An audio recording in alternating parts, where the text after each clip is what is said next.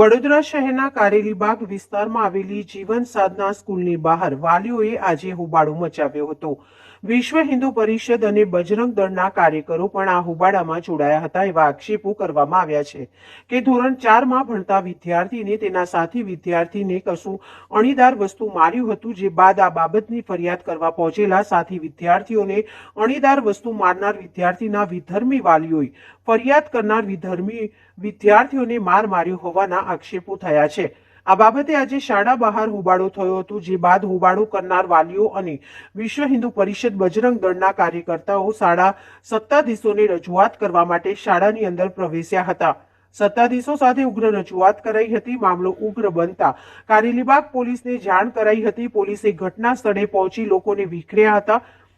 જોકે સમગ્ર મામલે શાળાના ટ્રસ્ટીઓએ કોઈ પણ પ્રકારનો જવાબ આપ્યો નથી અને લૂલો બચાવ કરી મીડિયાના સવાલોથી ભાગ્યા હતા।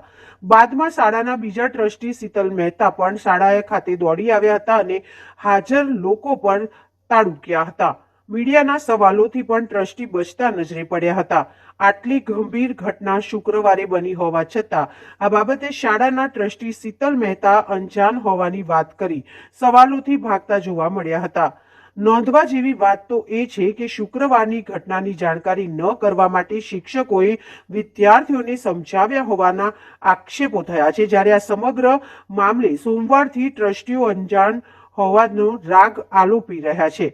તે શાળાના વહીવટી માટે ચિંતાજનક ગંભીર બાબત હોવાનું નારાજ વાલીઓમાં ચર્ચાઈ રહ્યું છે। કઈ સ્કૂલમાં ભણે છે, કયા ધોરણમાં ભણે છે અને શું ઘટના બનેલી છે? मैं जीवन साधना भणું मैं चौथा ધોરણમાં ભણું છું। એક જુબેર નામનો છોકરો છે જે છે ને બોરપાટીનું સીન છે ને એના હાથવાળા ચોક વાળા છે, પછી છે ને એ છે ને હાથ ચોક વાળા મારા મુંહ પર લગા, પછી મેં નુસવા ગયો ને પછી એ જુબેર ખાને મારા હાથમાં એ બ્લેડ મારી। પછી છે ને આ ત્રણ લોકો છે ને મને હેલ્પ કરવા, તો પછી ક્લાસ ટીચરને કીધું આ તઈને, પછી કીધું તેના પેરેન્ટ્સ આવી, જુબેર ખાનના પેરેન્ટ્સ આવીને તેને નીચે લઈ ગયા, એકને ગળું પકડીને અને એક ઘસેડીને અને બે રાફા મારીને જુબેર ખાનના પેરેન્ટ્સ માર્યા હતા। નામ શું તારું? પ્રિયાંશ।